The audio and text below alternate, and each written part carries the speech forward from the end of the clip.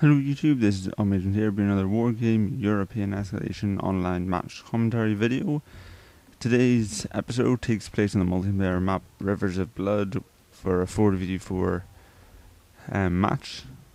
Now this map's very interesting because it has very few sort of lanes of battle, especially for a 4v4 match, which leads to quite intense combat. Because normally you want to secure these side positions to flank the enemy and put their reinforcement routes under threat, because there's only three usually a piece. But then again, the two high point zones of Foxtrot and Juliet are usually very tempting. So in this match I'm playing as Pact as usual, and we decided that me and someone else called Justice, and we're going to secure Delta, primarily because it's usually best to try and secure the sort of flank position to try and force the enemy to sort of spread their forces out a bit. So in this match I'm using a different force to usual, because you see, as you can see from the flares, Delta is a high priority part. Everyone's staking a claim to it. So my usual force that I deploy in most of these situations would be too slow to reach Delta, even if using the road network. NATO would get there beforehand. So I'm using a faster force. As you can see, I'm bringing in Mi-28 Havoc heavy gunships, Mi-9 reconnaissance helicopters, Mi-8 loaded with Vapuzi infantry. Mali's also got an Mi-2 command helicopter to secure Delta as soon as possible, and I left some command points in reserve to reinforce once we've secured it, hopefully. In this match, most of the focus is going to be on micromanagement. I've been doing a lot of macro management in previous games, and I think it's a good idea to take it down to the smaller level, because that's usually where games are won or lost. So as the match has started, huge. We're sending everything we have very quickly. I also have a command armor to secure Echo. Just because any attack on Delta is not a guaranteed one, so it would be nice to have a command presence at Echo should we need it. So as you can see, recon helicopters spotted each other, and Mi-8 Havocs are lined up to hit the convoy. They've only got Mutts and recons and a few tow vehicles, so these are quite vulnerable. Over here. Also, it's important to take note of altitude. As you can see, if we zoom in, this area is not flat, it's a massive hill, and this affects sight lines very dramatically. So as you can see, NATO's got a huge force of Gazelle helicopters. They've spotted our CGV and are trying to take it out before it can reinforce. I've deployed some Vapuzi, which are bringing some close machine gun fire into those helicopters. These are only Gazelles, so they're incredibly, they're not armoured, they're very vulnerable. Elsewhere, Cobras are engaged in Havocs. One of my Havocs goes down. Remember, Havocs cost a lot more than a Cobra and are much more armoured, but Cobras have that Mi-34 minigun, which is pretty much the best air-to-air cannon in the game. So as you can see, we've captured the helicopter, and we're not delaying at all. We're bringing in heavy anti-aircraft support. So yes, one of my other helicopter is now critical on ammunition, and it's panicked, so it's flying out of there. One of the recon helicopters going down. So yeah, these Cobras are sort of coming in with nothing really to stop them. Tunguskas have spotted them, but unfortunately it's too late. The command helicopter is destroyed, but the Cobras are destroyed with it. So now we're at a bit of a critical point here. Delta has been lost, and NATO's at the door. Weasel comes in. Their RH autocannon is a nightmare to pretty much anything that flies. Got some Mi-24Ps loaded with infantry, looks like. I'll finish it off at range. Elsewhere, I'm bringing in the rest of my force to fight, but unfortunately they have ATKM Dragons, highly vetted, so deadly accurate.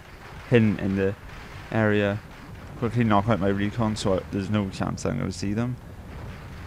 Elsewhere here, sort of fights between motor Strauki and stuff like that. This attack's going to fail quite likely.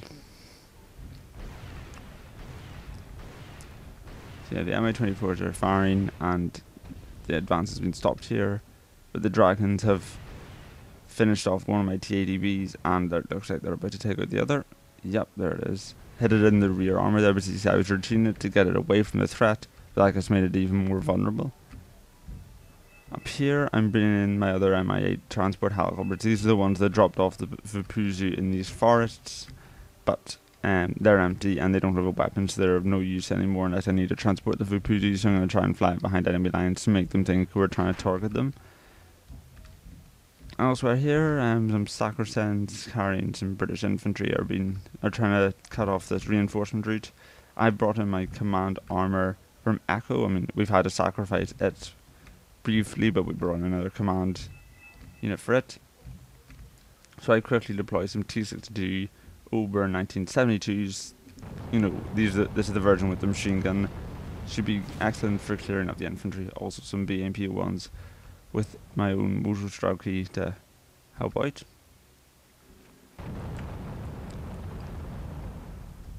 So yeah, as you can see, we probably invested too much in the anti-aircraft defense, but we've got Bucks here, 3 Tunguskas that were all vetted when they were brought in. So we overspent on the anti-aircraft defense a bit too much, and that's costing us because, as you can see here, they're bringing Pattons. You know, they got a lot of Patton tanks, more ATKM. It's finishing off these transport trucks here. Also, to take out the sort of effects of morale, look where my helicopter ended up. This is the one that was routed by the Cobras. And yeah. So, I'll just take a pause here to look at the large scale of things. So, as you can see, Pact has secured India, Bravo, Echo, and Delta. NATO secured Alpha, Golf, Hotel, and Charlie. More or less equal, except for the fact that NATO hasn't secured Foxtrot, and we have a command vehicle in it, so we'll secure it very soon, I'm sure. Meaning the Pact would have the economic advantage in this battle. NATO secured the hotel up here, and it's got a lot of forces dug in to defend it. So it's got some Shis up here, but they're empty, so they're not that much of a threat. And so yes, I'm going to be continuing to concentrate on the Delta Charlie side of things. So as you can see, Allied's got a T-80 in. This doesn't have an ATKM, so I'm not usually that keen on using it, but it's got a powerful cannon and a lot of armor. Elsewhere, my T-62s and a key recon are sniffing out the recon squad up here. I knew it was there somewhere to get rid of it. These only have 80 grenades, so they aren't that much of a threat. The range is probably quite poor as well.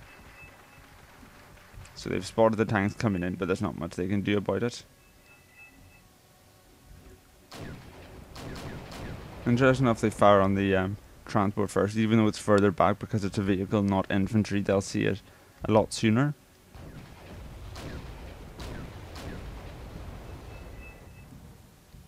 Up here, the T-80's coming in and finishing off the AMXs.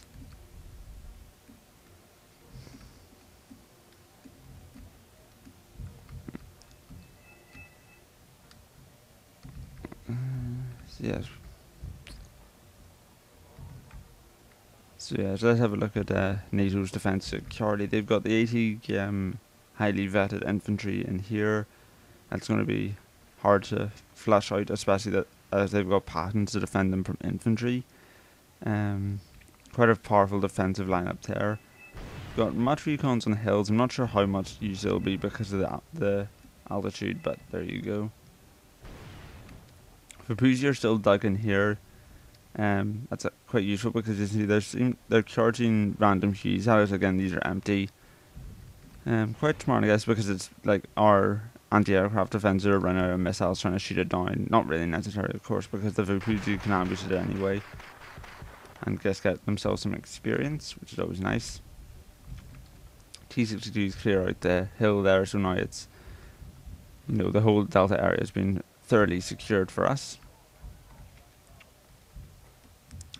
and NATO has decided to defend this bridge. But as you can see, of course, now that this area is fallen to us, that we can move troops through this road and go straight into Alpha, where they have minimal defense, so they're going to try and secure the bridge. See, we're pushing up.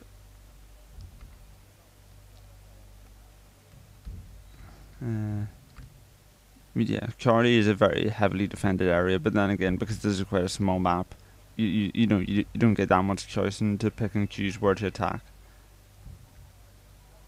A lot of fighting going down around the Foxtrot. Looks like we lost our command vehicle there, but it's still not in NATO's side, so we still have some economic advantage. So yeah, we're bringing in some armored recon prototypes. These are the version with the very good optics, because we're trying to get any advantage we can. Mi-9s only are of limited use now that they brought in the Chaparrals and the Rolands.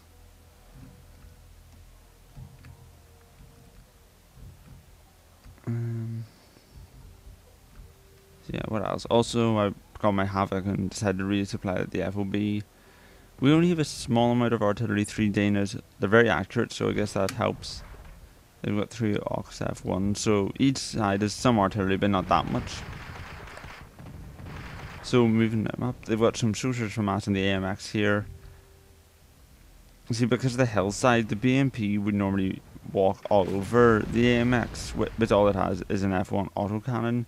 But the thing is, because of the hill, the BMP has to get incredibly close to do anything. Chaparral is firing on the Mi-9, looks like.